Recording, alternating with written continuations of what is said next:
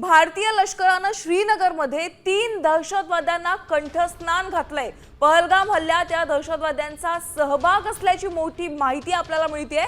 दाचीगाम जंगलामध्ये अजूनही शोध मोहीम सुरू आहे, जिथे आणखीन काही दहशतवादी लपले असल्याची शक्यता वर्तवण्यात आलेली आहे आणि ही कारवाई लष्कराच्या चिनार कॉर्प्स कडून केली जाते, ज्यांनी 3 दहशतवाद्यांना ठार मारल्याची पुष्टी आहे। या क्षणाची सगळ्यात मोठी बातमी आपण पाहतोय, ऑपरेशन महादेव याविषयीची माहिती आहे। या संदर्भात आपल्याला अधिकची माहिती देत आहेत भरत माहोळकर। बहर, काय सांगत या संदर्भात अधिकची माहिती?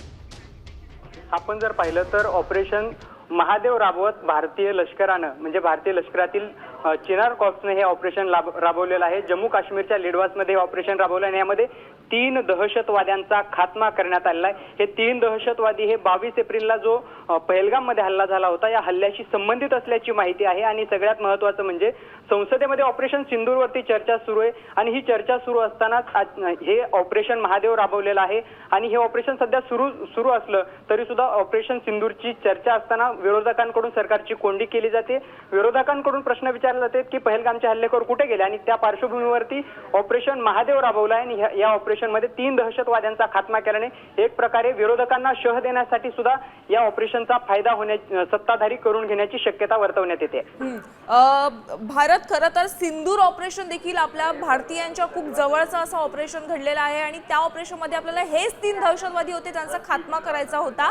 मात्र त्यावेळेस हे झालेलं नाहीये, पण ऑपरेशन महादेवच्या माध्यमातून आपल्याला हे 3 दहशतवाद्यांचा खात्मा झालेला आहे। काय सांगाल? नक्कीच ज्या पद्धतीने भारताने ऑपरेशन सिंदूर राबवून पाकिस्तानला धडा शिकवला होता, त्याच पद्धतीने आता चिनार कॉर्प्सने ऑपरेशन महादेव राबवून पहलगाम मधील दहशतवाद्यांचा खात्मा करत एक प्रकारे दहशतवाद्यांना थेट असा संदेश दिलेला आहे। त्यामुळे भारताकडे वाकड्या नजरेने जे कोणी बघतील त्यांना अशाच पद्धतीने त्यांच्या घरात घुसून धडा शिकवला जाईल असं स्पष्ट संदेश या ठिकाणी देण्यात आला आहे। हो, खरं आहे भरत, धन्यवाद या सविस्तर माहितीसाठी। आता isakal.com आहे देशातील नंबर 1 ची मराठी न्यूज वेबसाईट। प्रत्येक अपडेटसाठी isakal.com ला नक्की भेट द्या।